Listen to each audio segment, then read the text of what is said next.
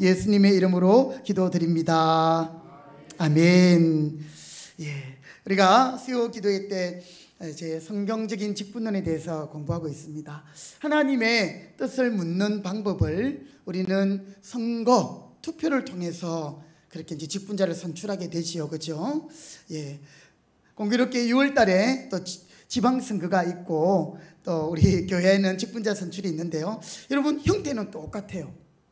함께 비밀 투표로 해서 또 그 사람을 뽑는 거죠. 그런데 여러분, 너무너무 그 중심에 들어가면 반대되는 것이 있습니다. 우리가 투표하고 선거하는 거 있죠. 지방선거는 내가 원하는 사람 내가 뽑는 거예요. 맞지요? 맞습니까? 예. 나는 이 후보 정말 그분의 공약이 마음에 들고 이 후보가 우리 지역을 위해서 일할 수 있다. 이 후보가 당선되기를 원한다. 이런 마음에서 투표를 하는 것이죠.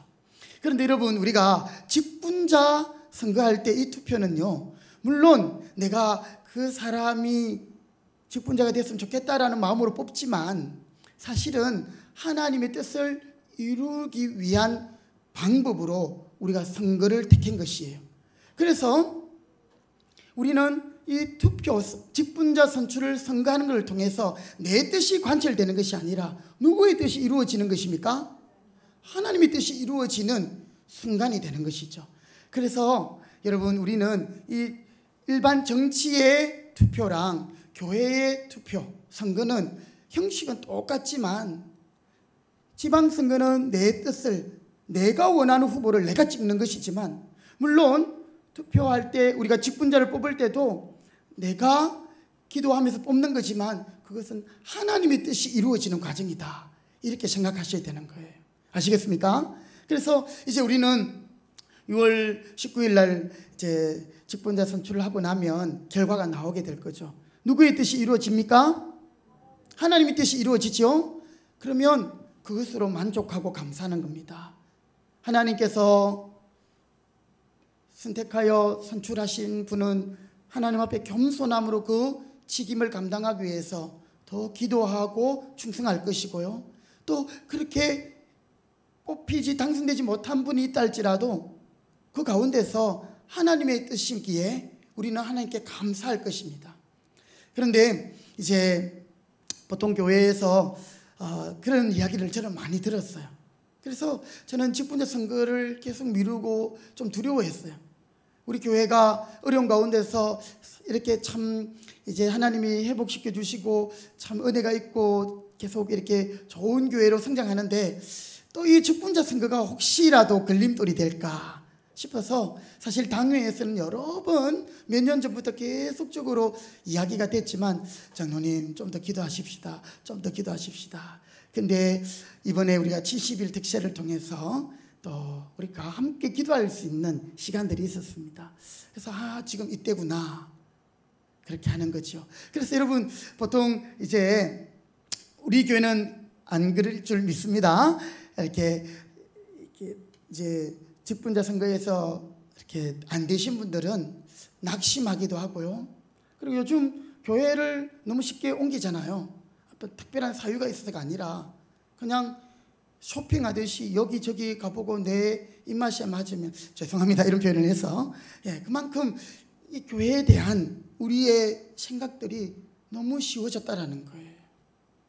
뭐 여기 아니면 교회가 없나 하고 교회를 옮기고, 또 자신의 그 직분에 당선되지 않은 것을 성도들을 탓하면서, 그것은 사실은 하나님의 뜻에 대하여 반항하는 것이에요. 자기가 지금 누구에게 화를 내고 있는 줄도 모르면서 그러고 있는 거예요.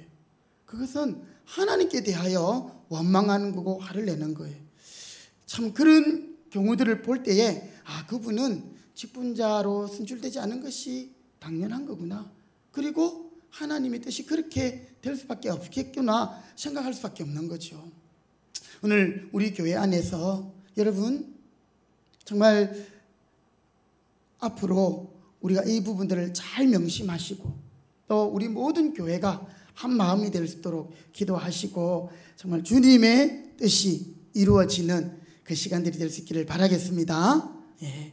자, 직분이라는 것, 이것을 사도행전에서 교회가 세워지는 과정과 함께 제가 설명을 하고 있습니다. 그렇죠?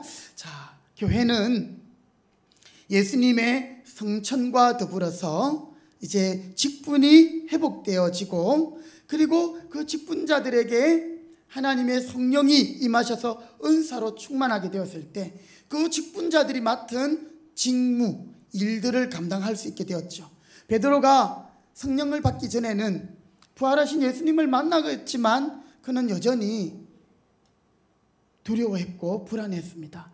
그런데 예수님이 성천하신 것을 그가 목격했고요, 성령이 임했을 때 베드로는 이제 예수님이 왕이시다, 예수님이 구주시다, 너희가 그를 죽였다, 이렇게 하면서 유대인들을 두려워하지 않고 설교할 수 있었어요. 자신의 직무를 감당할 수 있었죠. 그렇게 함으로 이제 예수님은 모든 민족에게 제자를 삼고 또 무엇을 주라 했죠? 세례를 주라, 이렇게 말씀했던 것을 우리는 기억합니다. 그래서 여러분, 이 성천과 직분, 교회는 뗄래야 뗄 수가 없는 것입니다. 제가 오늘 우리 교회 달력에 확인해 봤는데 죄송하게 우리 교회 달력에는 내일 26일이 원래 이제 예수님의 성천일이거든요. 제가 가지고 있는 이 다이어리 목회 달력에는 성천일이라고 표시가 되는데 우리 교회 달력에는 그게 안 돼 있더라고요. 제가 다른 달력이 여러 개 있으니까. 근데 내일이 이제 성천일이에요. 왜냐하면 우리가 부활주일로부터 40일, 그리고 10일 더 지나면 50일, 오순절에 뭐가 임하죠? 성령이 임하죠. 그래서 6월 첫째 주일이 부활주일로부터 50일째 되는 그 주간에 있는 주일이기 때문에 성령 강림주일, 이렇게 되는 거예요. 자, 오늘 바울이 또 직분에 대한 이야기를 하면서 예수님의 성천과 결부를 시키고 있어요. 우리가 두 번째 읽었던 본문이죠. 에베소서 4장, 우리 거기에 보니까 8절 말씀을 우리 한 번 더 같이 보실까요? 에베소서 4장 8절 말씀 우리 같이 한번 더 읽어보도록 하겠습니다. 에베소서 4장 8절 시작. 그러므로 이르기를 그가 위로 올라가실 때에 사로잡혔던 자들을 사로잡으시고 사람들에게 선물을 주셨다 하였도다. 네, 자, 바울이 지금 직분은 하나님의 선물이다, 하나님이 주시는 것이다, 이런 것들을 이야기하고 사도로, 선지자로, 복음 전환자로, 목사와 교사로 하나님이 이런 직분들을 주셨다 하면서 이 직분을 설명하는 가운데 8절 말씀에 보니까 여러분 보세요. 그가 위로 올라가실 때에, 위로 올라가신다, 뭐를 가리킬까요? 성천하신 것이죠. 위로 올라가실 때에 사로잡혔던 자를 사로잡으시고 사람들에게 선물을 주셨다, 이렇게 돼 있죠. 자, 이 사로잡혔던 자는 포로를 가리킵니다. 오늘 특별히 이 본문은 바울이 어디에 나오는 말씀을 인용하고 있습니까? 보니까 그가 할 때 그 글자에 기억이 있고 그가 한 칸 안으로 들어가 있죠. 줄 맞춤해서, 그죠? 그러니까 이거는 인용한 거예요. 다른 성경을 따온 거예요. 어디에 성경을 인용했냐면 맨 밑에 보니까 시편 68편 18절 말씀, 그죠? 자, 우리 조 집사님 찾았습니까? 확인하셨습니까? 맨 밑에 보니까 시편 68편 18절, 그죠? 거기에 가면 이제 바로 오늘 이 말씀이 있는데요. 이 시편 68편은 승리의 노래. 어떤 노래? 승리의 노래. 왕이 전쟁에서 승리해가지고 이제는 그것을 노래하는, 표현하는, 그것을 이제 시편 68편이 노래하고 있는데요. 왕의 승리의 노래인데 그것을 사도 바울이 지금 인용하고 있습니다. 사로잡힌 자, 즉 포로를 사로잡았다. 사로잡힌 자를 사로잡으시고, 즉 전쟁에서 승리했다라는 것이죠. 그리고 위로 올라가셨다, 높은 곳에 오르셨다. 하나님 보좌에 오르신 기념으로, 승리의 기념으로 하나님께서 무엇을 그들에게 주셨냐면 선물을 주셨다, 이렇게 표현하고 있습니다. 8절 말씀을 한번 더 읽어봅니다. 그러므로 이르기를 그가 위로 올라가실 때에 사로잡혔던 자들을 사로잡으시고 사람들에게 무엇을 주셨다? 선물을 주셨다. 사도 바울이 이제 이 직분을 선물로 설명하면서 성천과 함께 이것을 설명하고 있는 것이죠. 예수님이 이 땅에 내려오셨습니다. 성육신하셨습니다. 바로 그것을 기념하는 것이 성탄절이죠. 예. 내려오셨기 때문에 모든 구속의 사역을 이루시고 성천하시는 거예요.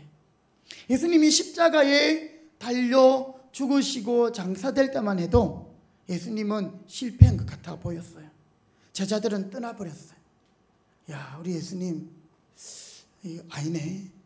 자기도 구원하지 못했네. 고기 잡으러 가자. 가버렸어요. 그런데 우리 하나님의 역사의 구원의 역사의 드라마는 거기가 끝이 아닙니다. 그렇죠? 다시 예수님을 부활시키시고 그때만 해도 제자들은 변화되지 않았어요. 그러나 성천을 목격했어요. 그때 제자들의 기분, 상황 어땠습니까? 그것을 보고 어땠더라? 슬퍼했더라? 우리 주님 지금 가면 또 언제 오십니까? 이게 아니고요. 매우 크게 기뻐하였다. 왜냐니까 우리 예수님이 실패하고 우리를 구원하지 못하는 선생인 줄 알았는데 우리 예수님이 알고 보니까 진정한 구약의 메시아이거든요. 그분이 살아 계신 모습대로 올라가는 거예요. 그리고 천사들이 왜 서서 하늘을 보느냐? 하늘로 올리우신 그분은 너희들이 본 것처럼 다시 이 땅에 오실 것이다. 그러니 제자들에게는 승리의 확신이 있었던 거예요. 그때부터 그들은요 복음을 신나게 전했습니다. 왜냐하면 우리 주님이 승리하셨기 때문에. 여러분, 오늘 바로 직분, 사도와 선지자와 복음 전하는 자, 목사와 교사, 바로 그것을 선물로 주셨다. 예수님은 이 땅에 오셔서 마귀와 싸우셨고 또한 그 싸움의 승리를 사실은 자신의 군사들을 보내서 이긴 승리가 아니라 십자가에 달려 죽는 세상의 방법으로는 이해할 수 없는 그런 것으로 우리를 구원하셨습니다. 만약에 예수님이 십자가 위에서도 말씀하셨지요. 너도 구원하지 못하는데 어떻게 우리를 구원할 수 있느냐? 너는 메시아가 아니다. 이럴 때에 예수님이 이런 말씀하셨어요. 내가 지금이라도 명령해서 하늘에 12영이나 되는 천사들을 명하면 그들이 나를 구할 수 있다. 12영, 이 말은 군단, 엄청난 하늘의 천군 천사들이 예수님을 십자가에서 다시 살려낼 수 있다는 거예요. 만약에 그렇게 되었다 하면 예수님이 마귀에게는 승리할 줄 모르지만 하나님의 뜻인 우리를 죄에서 구속하시는 그 역사는 이루지 못하셨을 거예요. 왜냐하면 죄는 생명의 핏값이 있어야 했거든요. 그래서 예수님은 마귀에게 일시적으로 재는 것 같았어요. 십자가에서. 그러나 구원을 이루시고 하나님은 그 예수님을 살리시고 성천케 하심으로 승리케 하시고 빼앗겼던 직분, 이제 예수님이 이 땅에 계시지 않기 때문에 예수님의 사역들을 이어가야 하고 예수님보다 더 큰 일들, 교회를 세우고 또 복음을 전가하는 이 일을 위해 하나님은 직분자들을 선물로 주시는 거예요. 그래서 그 직분자들이 이제는 예수님이 하셨던 그 사역들을 이어가면서 특별히 세례를 주는 거예요. 세례. 예수님은 세례를 준 일이 없습니다. 예수님 가더라. 세례 요한의 제자들이 그런 말은 있었어요. 그런데 예수님은 실제로 세례 줄 이유가 없죠. 예수님은 선언하면 끝이니까요. 그런데 지금은 예수님이 안 계시니까 목사가 세례를 주면서 사제의 선언을 하게 되는 것이죠. 그러니 예수님 당시에는 예수님이 바로 네 죄 사함을 받았느니라, 네가 오늘 나와 함께 낙원에 있으리라, 세례 받을 필요가 없는 거예요. 확정할 필요가 없는, 예수님이 그렇게 선언해 버리시니까.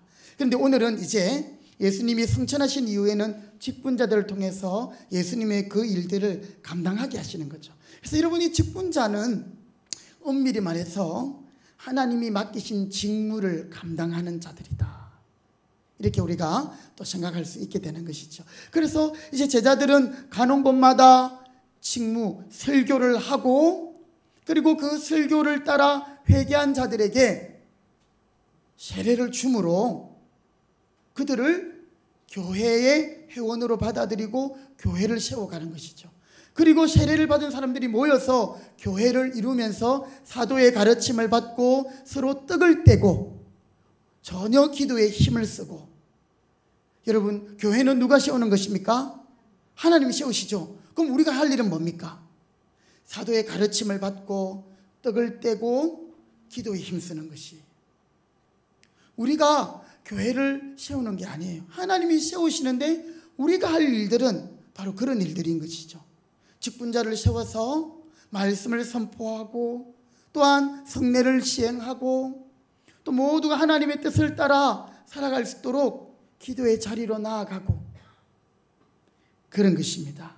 자, 그런 가운데 이제 여러분, 오늘 직분에 대하여 좀 더 이제 우리가 생각하기를 원하는데요. 제가 지금 수요일마다 이렇게 성경을 가르치는 이 내용은 우리 고려신학대학원의 역사학 교회사 가르치시는 이성호 교수님이 편찬한 그 교회를 직분을 알면 교회가 보인다라는 그 책을 가지고 제가 함께 연구하고 또 이렇게 하고 있음을 제가 이야기해 드립니다. 앞으로 기회가 되면 이 책들을 우리 직분자들이 좀 사서 읽었으면 좋겠는데요. 성경에 보면 직분이라는 단어들이 여러 군데에서 쓰이고 있습니다. 그런데 그 원어적인 의미에서는 조금씩 차이가 있어요. 그런데 제일 중요한 직분은 한마디로 말하면 한번 따라 하시겠습니다. 직무를 수행한다. 직무를 맡았다. 예, 일을 한다라는 거예요. 특별히 봉사의 일을 한다. 이게 바로 직분을 맡은 자의 모습인 거죠. 직분자가 직무를, 일을 감당하는 거죠. 그래서 직분을 맡겼다, 이 말은 직무를 맡겼다, 일을 맡겼다라는 거예요. 목사의 직분, 목사의 직무가 있는 것이에요. 장로의 직분, 장로의 직무가 있는 것이에요. 집사의 직분, 집사의 직무가 있는 것이에요. 오늘 어떤 일, 직무에 대한 그것이 바로 직분과 연관되어 있는 것입니다. 그래서 이 직무는 섬기는 일로 우리는 알 수 있죠. 그래서 직분자는 섬기는 자다. 그런데 여기서 중요한 것은요, 우리는 하나님을 섬기는 자다라는 것을 기억하셔야 합니다. 섬기는 자이지만 사람을 섬기는 자가 아니에요. 사람의 뜻을 따라 사람을 섬기는 것이 아니라 하나님을 섬기는, 하나님의 뜻대로 섬기는 것이 직분자다라는 것을 기억할 수 있기를 바랍니다. 하나님의 뜻을 따라 섬기다 보면 또 사람을 세우고 사람을 또 섬기는 그런 모양들도 있습니다. 그런데 우리는 직분자가 되면 하나님 제껴놓고 일만 하고 또 사람의 필요만 채우는 그런 것이 아니라 우리의 그 직무는 하나님을 섬기는 일이다. 그 대표적인 것이 예배를 섬기는 일이지요. 그래서 목사는 설교를 하고 또 장로님은 기도를 하고 또 성례식 가운데 함께 성찬을 함께 하시는 것이죠. 아무나 이 배병 배잔 할 수 있는 것이 아니에요. 그것은 하나님께서 주신 직무를 따라 직위를 가진 사람이 하게 되는 것입니다. 자, 그런데 우리가 이 시간에 생각할 것은요, 그러면 모든 섬기는 일을 직분이라 말할 수 있는가? 라는 것이에요. 사실 그렇지는 않습니다. 우리가 교회에 청소하는 것도 섬기는 일이고 교회에서 식당에 봉사하는 것도 섬기는 일이지만 그런 섬기는 일을 직분이다라고까지 말하지는 않아요. 그래서 우리는 두 가지를 생각해야 되는데 이 직분에서는 첫 번째 한번 따라합시다. 일반적인 직분, 모든 성도들에게 주신 직분이 있어요. 그리고 또 하나는 특별히 제한된 사람들에게 주신 특별한 임무의 직분이 있는 거예요. 특별한 직분. 그래서 우리 모든 성도들은 엄밀하게 말하면 모두가 직분자들이에요. 왜냐하면 그리스도인이기 때문에 그래요. 여러분, 사도행전에 보면 안디옥 교회가 이제 복음을 받아들이고 비로소 그들이 누구라고 불림을 받았습니까? 그들이 그리스도인이다 라는 부름을 받게 되었어요. 성경 한번 찾아볼게요. 사도행전 11장 26절입니다. 이 용어에 대한 그 의미를 좀 우리가 알아야 됩니다. 그리스도인이라는 그 의미를 사도행전 11장입니다. 26절 말씀.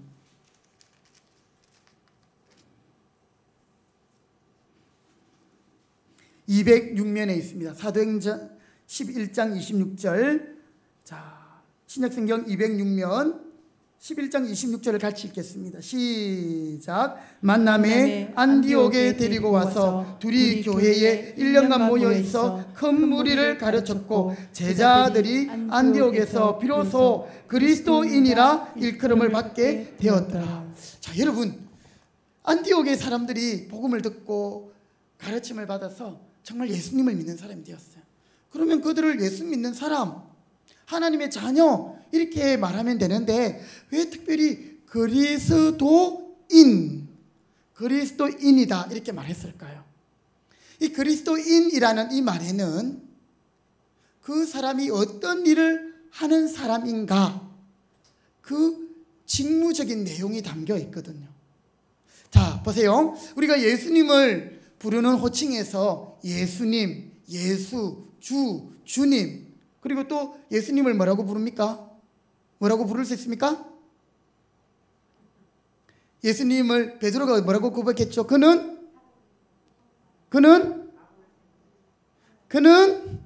그리스도시요 살아계신 하나님의 아들입니다. 그때 그리스도라는 말을 했잖아요. 그죠? 예수님을 그리스도라고 말했어요. 안디옥에서 예수님 믿는 사람들을 누구라고 불렀다고요? 그리스도인이라고 불렀거든요. 자, 여기에서 여러분 보세요. 예수 그리스도 하면 예수는 그야말로 이름이에요. 자기 백성을 그의 죄에서 구원할 자. 근데 여기 따라 붙는 그리스도, 예수 그리스도는 직분과 관계된 거예요. 이 그리스도라는 이 이름의 의미는 무엇을 붓다? 기름을 붓다. 헬라어로 그리스도는 히브리어로 메시아인 거예요. 그래서 누구에게 기름을 붓는가? 첫 번째는 어떤 사람에게 기름을 부었죠? 왕에게. 두 번째는요? 선지자에게. 세 번째는요? 제사장. 뭐 순서는 상관이 없습니다. 왕, 제사장, 선지자들을 기름을 부어 세웠거든요. 그래서 예수님은 그리스도다. 예수님의 이 이름이고요. 그리스도는 그의 직분인 거예요. 서동혁 목사 하면 서동혁은 이름이고 목사는 직분이에요. 쉽게 말하자면 윤석열 대통령 하면 이름은 윤석열이고 그가 하는 일은 직무를 맡아 이야기하는 직위는 대통령인 거예요. 우리 성경에 보면 바로가 나오잖아요. 그죠? 바로. 이 바로도 사실은 이름이 아니고 직분에 관계되는 거예요. 그래서 그 앞에 그 바로의 이름이 있어요. 있고 그 사람을 바로다. 그래서 성경에 출애굽기에 보면 1장, 2장, 3장, 4장 가면서 바로가 여러 명 나오는데요. 똑같은 바로가 아니에요. 바로라는 것은 대통령 또는 왕이라는 그런 칭호에 해당되는 거거든요. 그처럼 그리스도, 예수는 그리스도다. 이 부분도 예수님 그런 직분을 가진 자다. 자, 거기에서 예수님을 비로소 믿게 된 자들을 이제 그들은 그리스도인이다라는 거죠. 이 말은 예수님이 그리스도인 것처럼 예수님을 믿는 사람들도 그 믿음으로 말미암아 그리스도인이 되었다라는 거예요. 그 말은 예수님이 왕이신 것처럼 예수 믿는 사람들도 왕인 거예요. 여러분 믿으시기 바랍니다. 예수님이 제사장의 사명을 감당하신 것처럼 모든 예수님을 믿는 그리스도인은 제사장인 거예요. 그리고 선지자인 거예요. 그래서 여러분 베드로전서 2장 9절에 보면 이런 말씀 있죠. 오직 너희는 택하신 족속이요 그 다음에 뭡니까? 왕 같은 제사장이다. 여러분 만인 제사장설이라고 들어보셨습니까? 만인 제사장. 이게 뭐냐면 지금 가톨릭은 이 직분이 딱 한 가지가 있어요. 그리고 가톨릭의 직분은 계급이에요. 우리 개신교하고는 달라요. 그래서 종교개혁이 일어났던 중요한 부분도 그것이 있는데요. 가톨릭은 그들이 드리는 이 예배를 미사라고 하거든요. 엄밀히 말하면 제사입니다. 그들은 아직도 제사를 드리는 거죠. 근데 제사에 필요한 직분은 제사장만 있거든요. 그래서 그들에게는 다른 직책은 없습니다. 제사장만 있고 다른 모든 것은 그 제사장 밑에 군대처럼 계급적으로 있는 것입니다. 그런데 그 제사장이 되는 신부를 통해서만 하나님께 갈 수 있다고 생각하고 그 신부에게 고해성사를 하는 거예요. 그런데 성경에 보니까 그게 아닌 거죠. 예수님이 휘장을 찢으시고 우리에게 새롭고 산 길을 열어놓으심으로 우리는 이제 예수님의 이름으로 은혜의 보좌 앞으로 누구든지 갈 수 있는 거예요. 만인 제사장이다. 우리 모두가 예수님의 이름으로 하나님 앞에 갈 수 있다. 이게 그리스도인의 한 설명이죠. 그것처럼 만인 제사장님처럼 만인 왕, 만인 선지자, 이 의미도 함께 포함하고 있는 거죠. 그런데 이제 만인 제사장만 너무 강조했던 것은 가톨릭과 다르다는 것을 설명하기 위한 그런 표현이었기도 했고요. 그래서 오늘 그리스도인이다라는 것은 예수님이 왕이셨던 것처럼 모든 성도들은 악한 마귀와 영적 전쟁으로 싸워 이기는 왕이 되어야 된다는 거예요. 여러분은 영적으로 이 왕이 통치하고 다스리고 전쟁하고 이기는 것이 왕이거든요. 우리는 영적으로 싸워 이겨나가야 할 그런 하나님의 자녀, 왕의 자녀, 왕이심을 믿으시기 바랍니다. 그리고 예수님이 제사장, 그죠? 하나님께 어린 양이 되신 것처럼 오늘 우리도 하나님 앞에 드려지는 바로 그런 제사장으로서의 사명이 있는 것이고, 선지자가 뭡니까? 말씀을 선포하고 전가하는 거잖아요. 우리는 만인 선지자들인 거예요. 그래서 모두가 그 선지자이기 때문에 복음을 전해야 되고 정인이 되어야 하는 거죠. 그래서 그리스도인이다 이 말은 모든 성도들은 이 직분을 가지고 있다는 거예요. 왕으로서의 직분, 선지자로서의 직분, 제사장으로의 직분. 이거 누가 가졌던 거예요 원래? 예수님. 그런데 놀라운 사실은 우리가 믿음으로 예수님이 가셨던 그 직분을 우리가 함께 하게 됐다는 거죠. 그것이 바로 그리스도인이 되었다라는 것이 의미가 있다는 것입니다. 우리 이제 성경을 좀 더 잘 가르치는 그 교리 문답들이 있습니다. 대교리 문답, 소교리 문답 이런 것이 있는데 거기 종류 중에 하나는 하이델베르그 교리 문답이 있어요. 그 32문에 보면 이런 질문이 나옵니다. 우리가 왜 그리스도인이라고 불릴 수 있는지 대답해 보아라. 우리가 왜 그리스도인이라고 불릴 수 있느냐? 왜 그리스도인이냐? 그냥 예수 믿는 사람 이렇게 말해야 되는데, 그죠? 왜냐하면 내가 믿음으로 그리스도의 지체가 되어 그의 기름 부음에 참여하기 때문이다. 내가 믿음으로 그분의 지체가 되어, 머리이신 그분의 지체가 되어 그분의 기름 부으심에 우리도 참여하게 되었다. 나는 선지자로서 그의 이름을 그의 이름의 정인이 되며, 아멘이시죠? 여러분, 우리는 예수님의 정인들입니다. 아멘이십니까? 예수 믿는 사람 손 들어봐. 학교에서 그렇게 말할 때 이렇게 하면 수정 안 되는 거야. 딱 들어야 되는 거야. 왜? 우리는 그리스도인이거든. 예성아, 알겠지? 예. 우리는 그리스도인인 거죠. 나는 선지자로서 그 이름의 정인이 되며 제사장으로서 나 자신을 감사의 산 제물로 그에게 드리고, 또한 왕으로서 이 세상에 사는 동안 자유롭고 선한 양심으로 죄와 마귀에 대항하여 싸우고 이후로는 영원히 그와 함께 모든 피조물을 다스리게 될 것입니다. 바로 이것이 그리스도인이라는 것의 의미인 것이죠. 예수님이 그리스도이신 것처럼 믿음으로 예수님을 믿는 우리는 그리스도인이 되었다. 나는 예수님의 그 직분을 따르는 것이다. 그래서 우리는 이제 사실 모두가 이런 일반적인 의미에서 직분자들이에요. 제사장의 직분을 감당하고 선지자의 직분을 감당하고 영적 싸움을 싸워야 할 왕의 직분을 감당해야 할 바로 모든 성도가 제사장이요 왕이요 선지자입니다. 그런데 그렇다고 해서 모든 성도가 목사이고 장로이고 집사일 수는 없다라는 거예요. 아시겠지요? 자, 여러분 오늘날 이제 많은 교회 중에 회중 교회들 가운데는 목사가 아닌 다른 성도나 또는 형제들이 설교를 하는 경우들이 있습니다. 물론 간정이나 이런 거 말고요. 그럴 경우에 이것은 사실 엄밀한 말에서 성경적인 직분에 관해서 볼 때에는 틀린 것이 되는 거죠. 여러분 설교 사실은 저보다 말을 더 잘하는 분들이 있을 수 있고요. 저보다 더 또 영적으로 이렇게 분별하고 말씀을 깨닫는 그것이 목사보다 더 탁월한 분이 있을 수 있습니다. 그렇다고 그런 분들이 아무나 이 강단에서 설교할 수 있는 것은 아니죠. 또 축도 뭐 성경에 나오는 그 성경 구절 그거 외워서 하면 되는 거 아닌가. 사실 저도 목사 안수를 제일 처음 받고 이제 노회에서 처음 받고 그 다음 탁 닥치는 주일날 저 뒤에서 앉아서 예배드리고 이제 목사님 축도 기다리고 있는데 그때 우리 지금은 이제 원로 목사님이신데 저보고 앞으로 부르는 거예요.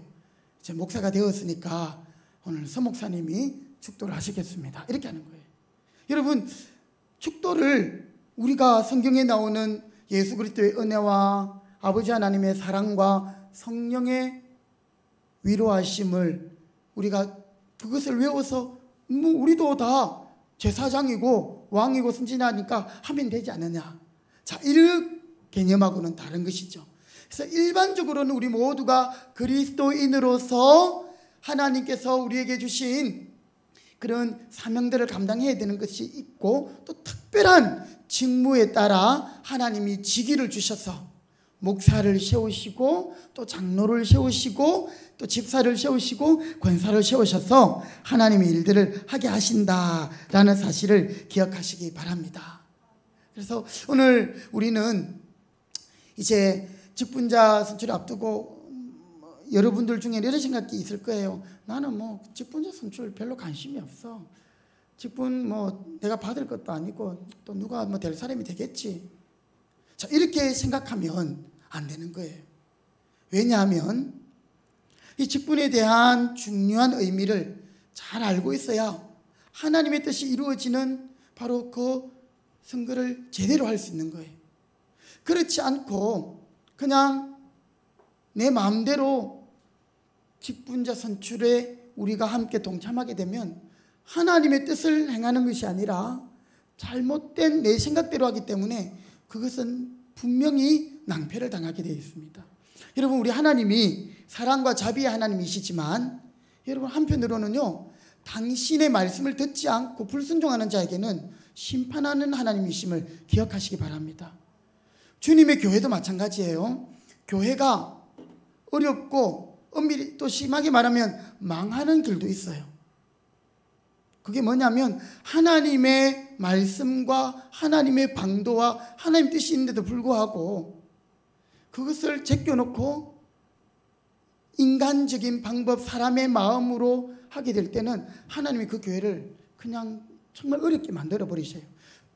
궁극적으로는 주님의 교회는 승리하게 되어 있습니다만은 많은 아픔과 어려움들을 겪지 않으면 안 되는. 그래서 여러분 바로를 보세요. 바로 하나님 말씀에 그가 순종할 수도 있었어요. 그런데 어떻게 그렇게 계속 거절하고 그렇게 하려고 하다가 또 안 하고 참 불행한 사람이지요. 그러니까 거기에는 하나님 심판이 임할 수밖에 없는 거예요. 여러분 교회도 마찬가지고 오늘 우리 모두도 마찬가지입니다. 하나님의 말씀은 우리에게 주어져 있고 이제 거기에 순종하고 불순종하는 것은 여러분 제가 해드리는 게 아니에요. 저는 주님의 길을 제시해드리고 말씀을 이야기하고 이제 여러분이 선택하는 겁니다. 우리가 행하는 겁니다.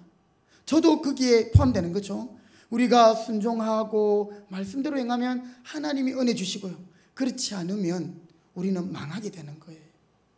이 망한다는 의미는 여러 가지 의미가 있다는 거 아시겠죠?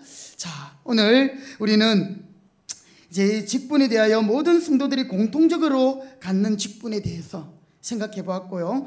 다음 주에 좀 더 구체적으로 제한된 성도에게 맡겨진 특별한 직분에 대해서 우리가 한번 생각해 보기를 원합니다. 그래서 이제 말씀을 마무리하면서 여러분에게 한 가지 질문을 또 해보기를 원합니다. 이 직분이라고 이야기할 때에는 두 가지를 생각할 수 있는데, 직무와 직위가 있습니다. 직무라 하면 그가 직분자가 맡은 일 있고요. 직위라고 하면 그 사람에게 주어진 위치, 자리입니다. 자, 직분자에게 있어서 직무가 중요할까요? 직위가 중요할까요? 맞습니다. 직무가 중요해요. 그런데 이 직무는 직위와 분리될 수는 없어요. 구분은 되지만, 오늘 이제 직분자를 우리가 세우려고 할 때 그 사람이 무엇을 하는 어떤 직무를 가진 자인가를 우리가 알 때에 바르게 선출할 수 있어요. 여러분, 교회가 이제 목사가 부재일 때, 저도 이제 우리 금평교회 어느 순간에는 목사님이 안 계시는 때가 있었죠, 그죠? 그래서 이제 목사들을 청빙했지 않습니까? 그때 어떤 목사를 청명할 것인가 하는 거죠. 거기에 기준은 여러 가지가 있을 수 있고 판단을 할 수 있지만, 그것이 인간적인 기준이 돼서는 안 된다는 거예요. 한때는 교회에서 담임 목사를 청빙할 때 학렬을 많이 봤어요. 학력을. 그래서 박사 증이 있는가, 학위가 있는가, 이것을 보고 일단 서류를 받고 없으면 일단 탈락, 이런 경우가 있었고요. 최근에는 이분이 우리 교회를 맡아 목사의 직무를 감당해야 되는데, 뽑는 기준을 다 전체 교회가 그런 거 아닌데 대부분 교회가 이분이 앞에 교회에서 얼마나 부흥시켰는가, 또 이분이 얼마나 큰 교회에서 사역을 했는가, 이런 것들을 보는 거죠. 여러분, 그분이 그 앞에 교회에서 사역을 잘해서 부흥케 하고, 물론 거기에 하나님의 은혜가 있었고 그분의 특별한 또 능력이 있었겠지요. 그런데 그분이 꼭 이 교회에 와서도 그렇게 해라는 보장은 없어요. 큰 교회에서 사역을 잘했다고 해서 그와 환경이 다른 시골 교회나 또 거기 와서 거기에서도 그 사역을 해낼 수 있을까? 여러분, 이것은 장담할 수 없는 거예요. 그래서 성경적인 기준으로 목사를 청빙해야 하는 것이죠. 그와 마찬가지로 성경적인 기준에서 앞으로 이제 그런 부분들을 제가 또 이야기할 것입니다. 헌법을 기초로 해서, 헌법은 우리 성경을 기초로 해서 만들어진 거거든요. 그래서 장로와 권사와 직무들을 우리가 잘 알아야, 이 사람이 이 직문에 합당한 사람이겠구나. 장로는 제1번이 뭐냐면 목사와 협력하여 교회를 치리하는 자예요. 목사를 잘 협력할 수 있는 사람이 장로님이 되셔야 됩니다. 사사건건 목사님의 사역에 반대하고, 또는 물론 이견을 이야기할 수는 있죠, 그렇죠? 그렇지만 제일 첫 번째는 협력을 할 수 있는, 그러면서 교회를 치리할 수 있다. 이 치리한다는 말이 조금 우리에게는 모호한데요, 교회를 섬기고 교회를 다스리는, 성도들을 돌아보는 사역이에요. 바로 그런 직무들이 1번부터 몇 번까지 쭉 있거든요. 자, 이런 직무가 중요하기 때문에 바로 직위를 주어서 그 직무를 감당하게 한다. 이 직위에게는, 직위를 주길 때는 그 자격에 부합한 사람. 그런데 우리 모두가 이 자격에 부합할 수는 없어요. 그래서 교회는 이제 그런 분들을 이제 가능성을 보기도 하고, 이미 그런 또 자격들을 생각해서 당회가 그런 분들을 후보로 해서 선출을 하고, 선출하면 끝나는 게 아니에요. 그 다음에 어느 정도의 기간 동안 이제 직분자 훈련을 받아야 됩니다. 그리고 임직식을 해야 정말 진정한 직분자가 되거든요. 근데 이 임직식 하기 전까지 선출되고 직분자 공부를 하고 훈련을 하는 가운데 어떤 분들은 스스로가 저는 이 직무에 감당할 수 없겠습니다 하고 제가 다음 기회에 받겠습니다 이렇게 하는 분도 계시고요. 또 그 시간들을 통해서 이런 직무들을 감당해야 되는구나, 또 이 직분자는 이렇게 해야 되는구나 것을 배우면서 그 자리에 서게 되는 것이지요. 자, 오늘 우리는 먼저 특별한 그런 직무를 앞서 우리 모두가 그리스도인으로서 제사장이요 왕이요 선지자라는 그 직분자임을 기억하시고, 또 앞으로 또 우리 가운데 특별한 직무를 감당해야 할 직분자들을 선출해야 되는데, 하나님께서 우리 모두가 주님을 사랑하는 마음으로 우리에게 맡겨진 일반적인 직무들을 잘 감당할 뿐 아니라 또 특별한 직분을 감당할 수 있는 분들을 세울 수 있는 우리 교회가 될 수 있도록 기도하시고, 또 함께 준비해 나가는 우리 모두가 되시기를 주님의 이름으로 부탁드립니다.